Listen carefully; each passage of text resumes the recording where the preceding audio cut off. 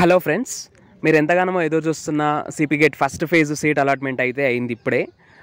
దాదాపు ఇప్పుడు 4 o'clock seat allotment list అయితే వచ్చేసింది సైట్లోకి. అయితే ఎట్లా చెక్ చేయాలి, ఫీ పేమెంట్ ఎట్లా చేయాలి, ఇవన్నీ కూడా చూద్దాము. మీకు ఇక్కడ చూస్తే ప్రొవిజనల్ అలాట్మెంట్ లాగిన్ ఉంది కదా.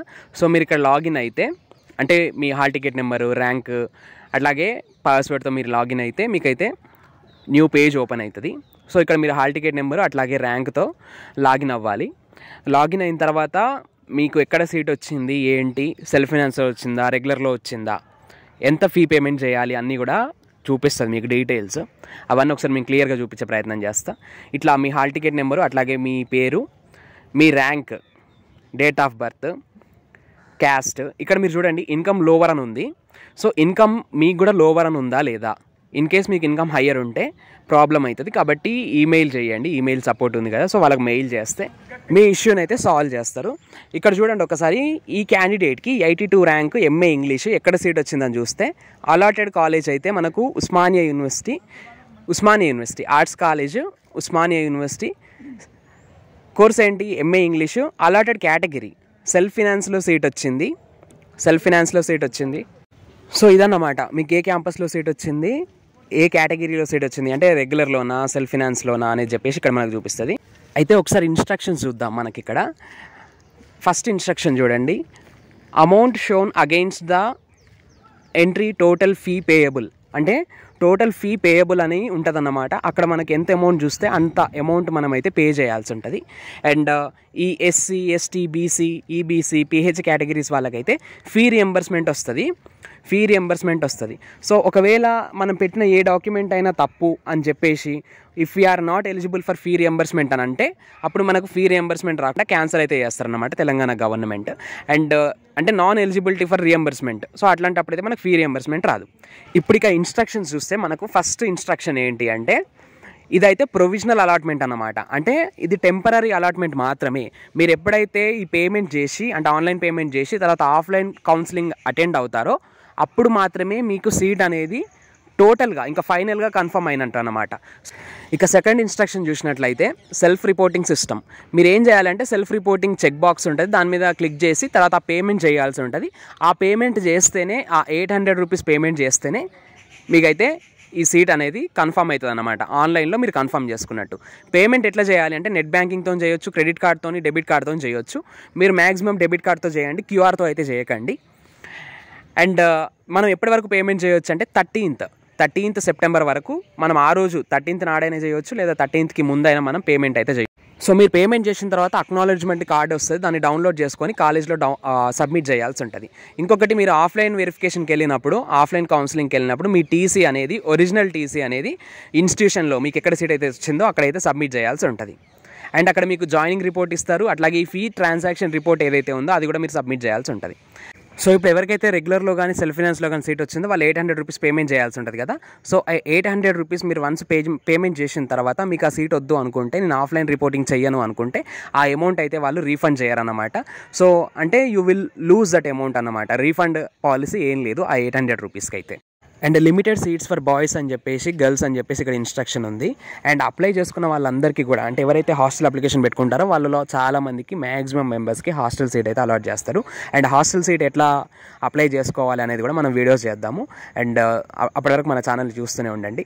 అండ్ ఇంకొకటి, సెల్ఫ్ ఫైనాన్స్ వాళ్ళకి ఇక్కడ మేము హాస్టల్ సీట్ ఇవ్వము అని చెప్పేసి ఒక ఇన్స్ట్రక్షన్ ఉంది. అయితే అట్లాంటిది ఏం లేదు, సెల్ఫ్ ఫైనాన్స్ వాళ్ళకి హాస్టల్ సీట్స్ ఇవ్వము అట్లాంటిది ఏం లేదు. బట్ ఇన్స్ట్రక్షన్లో మాత్రం అయితే మనకైతే ఇక్కడ సెల్ఫ్ ఫైనాన్స్ వాళ్ళకి సీట్స్ ఇవ్వము, హాస్టల్ సీట్స్ ఇవ్వమని ఉంటుంది. బట్ పోయిన ఇయర్ నుంచి, అంటే 2023 నుంచి కాకతీయ యూనివర్సిటీలో సీట్ వచ్చిన వాళ్ళకైతే సెల్ఫ్ ఫైనాన్స్లో కూడా సీట్ అలాట్ చేస్తున్నారు. ఈవెన్ ఉస్మానియా యూనివర్సిటీలో కూడా ఎప్పటి నుంచో సెల్ఫ్ ఫైనాన్స్ వాళ్ళకి కూడా సీట్స్ అయితే అలాట్ చేస్తూ ఉన్నారు. బట్ అది ఇన్స్ట్రక్షన్ మాత్రం అట్లా అయితే ఉంది. సో దాని గురించి మీరు పెద్దగా వర్రీ అవ్వాల్సిన అక్కర్లేదు. అండ్ ఇప్పుడు ఫీ పేమెంట్ ఎట్లా చేయాలని చూస్తే, ఇక్కడ పేమెంట్ ట్రాన్సాక్షన్ ఐడి ఉంది కదా. సో మీరు దాన్ని గ్రీన్ కలర్లో ఉన్నదాన్ని మీరు దాన్ని కాపీ చేసుకోండి, ఎందుకంటే ఫర్దర్ రిఫరెన్స్. ఒకవేళ మీరు పేమెంట్ చేసిన తర్వాత ఫీ పేమెంట్ ఫెయిల్ అయితే సో మీకు దాన్ని పెట్టి మళ్ళీ మీరు మెయిల్ చేయొచ్చు హెల్ప్ డెస్క్కి. సో అప్పుడు మీకు ఫీ రీఫండ్ కావడంలో అది హెల్ప్ అవుతుంది అన్నమాట. సో అందుకని ఆ గ్రీన్ కలర్లో ఉన్న నెంబర్ని అయితే మీరు నోట్ చేసుకుని పెట్టుకోండి, ఎందుకంటే మీకు ఫర్దర్ రిఫరెన్స్కి యూజ్ అవుతుందని వాళ్ళు అక్కడ చెప్తా ఉన్నారు. అండ్ కోర్స్ ఫీజు రూపీస్ అని ఉంది కదా, అది టోటల్ అమౌంట్ అన్నమాట. 1 ఇయర్కి ఆ కోర్స్ ఫీజు ఎంత ఉంది అనేది అక్కడ చూపిస్తుంది బ్లాక్ కలర్లో. అయితే మీకు కింద చూడండి, ఫీ టు బీ పెయిడ్, ఈ 800 రూపీస్ అనేది మనం ఇప్పుడు పే చేయాల్సి ఉంటుంది. ఇది రెగ్యులర్ ఫీజు అన్నమాట. ఈవెన్ మీకు సెల్ఫ్ ఫినాన్స్లో సీట్ వచ్చినా కూడా టోటల్ అమౌంట్ పైన చూపిస్తుంది. ఫీ పెయిడ్ అంటే ఫీ టు బీ పెయిడ్ అనేది 800 రూపీస్ పే చేయమని చూపిస్తుంది. సెల్ఫ్ ఫినాన్స్ వాళ్ళకు కూడా అంతే చూపిస్తుంది. ఒకవేళ మీ ఇన్కమ్ హయ్యర్ ఉంటే మీకు రెగ్యులర్ సీట్ వచ్చినా సెల్ఫ్ ఫినాన్స్ సీట్ వచ్చినా కూడా మీకు టోటల్ అమౌంట్ పైన ఎంత అమౌంట్ అయితే ఉందో కింద కూడా అంతే అమౌంట్ పే చేయమని చూపిస్తుంది. సో అందుకనే మీకు ఇన్కమ్ లోవర్ ఉందా హయ్యర్ ఉందా ఒకసారి చెక్ చేసుకోండి. In case me income higher ఉంటే మీరు వెంటనే ఈమెయిల్ సపోర్ట్ ఉంటుంది కదా సిపిగేట్ సైట్లో, ఆ ఈమెయిల్ సపోర్ట్లోకి వెళ్ళి మీరైతే వాళ్ళకు సిపిగేట్ వాళ్ళకి మెయిల్ చేయండి. మీ ఇన్కమ్ సర్టిఫికేట్ అటాచ్ చేసి అంటే జేపీజీ ఫైల్లో అటాచ్ చేసి మీ ఇష్యూ ఏంటి అంటే ఇన్కమ్ హయ్యర్ వచ్చింది సో దాన్ని లోవర్ చేయండి అని చెప్పేసి మెయిల్ చేయండి. మెయిల్ ఎట్లా చేయాలని ఇంతకుముందు వీడియోలో ఒకసారి చెప్పినా, మీరు ఒకసారి చూడొచ్చు. అండ్ ఇక్కడ ఎవరైతే గవర్నమెంట్ జాబ్ హోల్డర్స్ ఉంటారో పేరెంట్స్ గవర్నమెంట్ జాబ్ హోల్డర్స్ ఎవరైతే ఉంటారో వాళ్ళకైతే టోటల్ అమౌంట్ పే చేయాల్సి ఉంటుంది. రెగ్యులర్ అయితే 21,000 ఉంటుంది. సెల్ఫ్ ఫినాన్స్ వస్తే అంటే సైన్స్ వాళ్ళకు 35,000 అట్లా ఉంటుంది. ఆర్ట్స్ వాళ్ళకైతే 21,000 అట్లా ఉంటుంది. సో ఎంత అమౌంట్ ఉంటే అంత అమౌంట్ గవర్నమెంట్ జాబ్ హోల్డర్స్ వాళ్ళ చిల్డ్రన్ ఎవరైతే ఉంటారో వాళ్ళు మొత్తం ఫీ పే చేయాల్సి ఉంటుంది. 800 రూపీస్ అడగరు, మొత్తం ఫీ పే చేయమని చెప్పేసి మనకు చూపిస్తుంది. సో ఇక్కడ మీకు 2 చెక్ బాక్సెస్ కనిపిస్తూ ఉన్నాయి చూడండి కింద. I accept about terms and conditions and కింద సెల్ఫ్ రిపోర్టింగ్. సో ఈ 2 చెక్ బాక్సెస్ మీద టిక్ చేసి మీరు ప్రొసీడ్ టు పేమెంట్ నొక్కగానే మీకైతే పేమెంట్ చేయమని చెప్పేసి ఆప్షన్ వస్తుంది. సో పేమెంట్ చేయాల్సి ఉంటుంది. అండ్ పేమెంట్ చేసిన తర్వాత మీకైతే అక్నాలెడ్జ్మెంట్ కార్డ్ అని వస్తుంది. సో ఆ అక్నాలెడ్జ్మెంట్ కార్డ్ని మీరైతే డౌన్లోడ్ చేసుకొని మీ దగ్గర పెట్టుకోండి. ఒకవేళ మీకు వచ్చిన సీట్తో మీరు సాటిస్ఫై కాకపోతే అంటే మీరు ఫస్ట్ ఫేజ్లో మీకు ఒక దగ్గర సీట్ రావాలనుకుంటే వేరే ఒక దగ్గర సీట్ వస్తే మీరు ఆ సీట్తో కనుక సాటిస్ఫై కాకపోతే మీరేం చేయండి, ఈ 800 రూపీస్ పేమెంట్ ఏదైతే ఉందో అది చేసి మీరేం చేయండి అంటే ఆఫ్లైన్ కౌన్సిలింగ్కి అటెండ్ అవ్వకండి.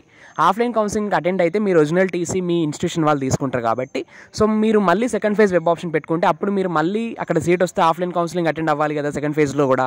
సో అప్పుడు మీ టీసీ అనేది ఆల్రెడీ ఫస్ట్ ఫేజ్లో వేరే దగ్గర ఇచ్చేసి వస్తే మళ్ళీ సెకండ్ ఫేజ్లో వాళ్ళకేమి ఇస్తారు. సో అందుకని చెప్పేసి మీకు వచ్చిన సీట్తో మీరు సాటిస్ఫై కాకపోతే అక్కడ 800 రూపీస్ పేమెంట్ చేసి ఆఫ్లైన్ కౌన్సిలింగ్ అటెండ్ అవ్వకండి. సో మీరు మళ్ళీ సెకండ్ ఫేజ్ వెబ్ ఆప్షన్ పెట్టుకోవచ్చు. సెకండ్ ఫేజ్ వెబ్ ఆప్షన్ పెట్టుకున్న తర్వాత ఏంటి, మీకు సెకండ్ ఫేజ్లో మీరు అనుకున్న దగ్గర సీట్ వస్తే అంటే మీకు ఏదో ఒక దగ్గర సీట్ అయితే వస్తుంది కదా. సో ఆ వచ్చిన దగ్గర అయితే మీరు వెళ్ళి సెల్ఫ్ రిపోర్టింగ్ చేసుకోవచ్చు, ఆఫ్లైన్ సెల్ఫ్ రిపోర్టింగ్ చేసుకోవచ్చు. మళ్ళీ మీరు 800 రూపీస్ ప్రత్యేకంగా కట్టనక్కర్లేదు. ఇంతకుముందు కట్టిన 800 రూపీసే మీరైతే మళ్ళీ ఈ సెకండ్ ఫేజ్ సీట్కి ట్రాన్స్ఫర్ చేస్తారన్న. అండ్ మీతో పాటు ఇంకెవరెవరికి సీట్ వచ్చింది మీకు వచ్చిన యూనివర్సిటీలో అని తెలుసుకోవడం కోసం ఇక్కడ రెడ్లో మనకు college wise list of provisionally allotted candidates ఉంది కదా, దాని మీద క్లిక్ చేస్తే మీకు ఇక్కడ సబ్జెక్టు అట్లాగే యూనివర్సిటీ సెలెక్ట్ చేసుకునే ఆప్షన్ వస్తుంది. సో మీ సబ్జెక్ట్లోకి వెళ్ళి అంటే అక్కడ నెంబర్ ఆఫ్ సబ్జెక్ట్స్ ఉంటాయి, మీ సబ్జెక్ట్ ఏదో దానిపైన క్లిక్ చేసుకోండి. And at the same time ఆ యూనివర్సిటీ మీద కూడా అంటే మీకు ఏ యూనివర్సిటీలో సీట్ వచ్చింది లేదా మీకు ఏ కాలేజ్లో సీట్ వచ్చింది అనేది కూడా సెలెక్ట్ చేసుకుని తర్వాత మీరు సెర్చ్ బటన్ నొక్కగానే మీకైతే హోల్ లిస్ట్ చూపిస్తుంది అన్నమాట. అంటే మీ కోర్సులో మీకు వచ్చిన యూనివర్సిటీలో మీకు వచ్చిన కాలేజ్లో ఎవరెవరికి సీట్ వచ్చింది మీతో పాటు అనేది మొత్తం మీరు ఇక్కడ తెలుసుకోవచ్చు. అండ్ ఇంకో విషయం ఏంటంటే చాలామంది అడుగుతున్నారు NIQ quota, national integration quota, ఎవరైతే అదర్ స్టేట్స్ వాళ్ళు అదర్ దెన్ తెలుగు స్టేట్స్ ఎవరైతే ఉంటారో వాళ్ళకు ఒకవేళ తెలంగాణ యూనివర్సిటీస్లో కానీ సీట్ వస్తే వాళ్ళైతే టోటల్ కోర్స్ ఫీ పే చేయాల్సి ఉంటుంది. అంటే 30,000 ఉంటే 30,000 పే చేయాల్సి ఉంటుంది, 40,000 ఉంటే 40,000 పే చేయాల్సి ఉంటుంది. 800 రూపీస్ పేమెంట్ చేయమని చూపించదు, మొత్తం హోల్ కోర్స్ ఫీ అయితే పేమెంట్ చేయాల్సి ఉంటుంది. అది నేషనల్ ఇంటిగ్రేషన్ కోటా గురించి. సో సీట్ వచ్చిన వాళ్ళందరికీ కంగ్రాచులేషన్స్. ఎవరికైతే నేను అనుకున్న దగ్గర సీట్ రాలేదని అనుకుంటున్నారో వాళ్ళైతే 800 రూపీస్ పేమెంట్ చేసి సేఫ్ సైడ్ ఉండండి. మళ్ళీ సెకండ్ ఫేజ్ వెబ్ ఆప్షన్కి వెళ్ళండి. కానీ ఫస్ట్ ఫేజ్లో మాత్రం మీరు ఆఫ్లైన్ కౌన్సిలింగ్కి వెళ్ళకండి, ఓన్లీ ఆన్లైన్ పేమెంట్ చేసి ఖాళీగా ఉండండి, ఆ రిసీట్ దగ్గర పెట్టుకోండి. ఆఫ్లైన్ కౌన్సిలింగ్కి వెళ్ళకండి. ఆఫ్లైన్ కౌన్సిలింగ్కి వెళ్ళకుండా సెకండ్ ఫేజ్లో మళ్ళీ వెబ్ ఆప్షన్ పెట్టుకోండి. మీకు ఎక్కడైతే కావాలనుకున్నారో అక్కడ మాత్రమే వెబ్ ఆప్షన్ పెట్టండి. సో మీకు అక్కడ సీట్ వస్తే అంటే సెకండ్ ఫేజ్లో మళ్ళీ సీట్ వస్తే ఓకే, మీరు అప్పుడు సెకండ్ ఫేజ్లో ఆ సీట్ని కన్ఫర్మ్ చేసుకోవడానికి ఆఫ్లైన్ కౌన్సిలింగ్కి వెళ్ళాల్సి ఉంటుంది. ఫస్ట్ ఫేజ్లో వచ్చిన సీటు క్యాన్సిల్ అయిపోతుంది. అండ్ మీరు సెకండ్ ఫేజ్లో ఆఫ్లైన్ కౌన్సిలింగ్కి అయితే వెళ్ళొచ్చు. మీకు వచ్చిన సీట్ ఏదైతే ఉంటుందో అక్కడికైతే మీరు ఆఫ్లైన్ కౌన్సిలింగ్కి వెళ్ళొచ్చు. అండ్ మీకు అసలే సీట్ రాలేదు, ఫేజ్ 1లో అసలు సీటే రాలేదు అనుకుంటే మీరు ఏం చేయండి అంటే సెకండ్ ఫేజ్ వెబ్ ఆప్షన్స్ ఇచ్చుకోండి. మళ్ళీ మీకు రిజిస్ట్రేషన్ ఏమీ ఉండదు. ఒకవేళ మీరు ఫస్ట్ ఫేజ్లో కనుక రిజిస్ట్రేషన్ చేసుకోకపోతే మీరు మళ్ళీ సపరేట్గా రిజిస్ట్రేషన్ చేసుకోవాల్సి ఉంటుంది. ఒకవేళ మీరు ఫస్ట్ ఫేజ్లో రిజిస్ట్రేషన్ చేసి ఉంటే ఫస్ట్ ఫేజ్ వెబ్ ఆప్షన్స్ ఇచ్చి ఉంటే మీకు మళ్ళీ రిజిస్ట్రేషన్ ఫీ ఏం అడగదు. అండ్ అసలు ఫస్ట్ ఫేజ్లో సీట్ రాకపోతే సెకండ్ ఫేజ్లో వెబ్ ఆప్షన్స్ ఎట్లా ఇవ్వాలి, ప్రయారిటీస్ ఎట్లా ఇవ్వాలి, ప్రిఫరెన్సెస్ ఎట్లా ఇవ్వాలి అనేది ఇంతకుముందు మన ఛానల్లో వీడియో ఉంది, ఒకసారి చెక్ చేయండి. And that's all for now. For further latest CPGATE updates, stay tuned to our channel, Science Feeds.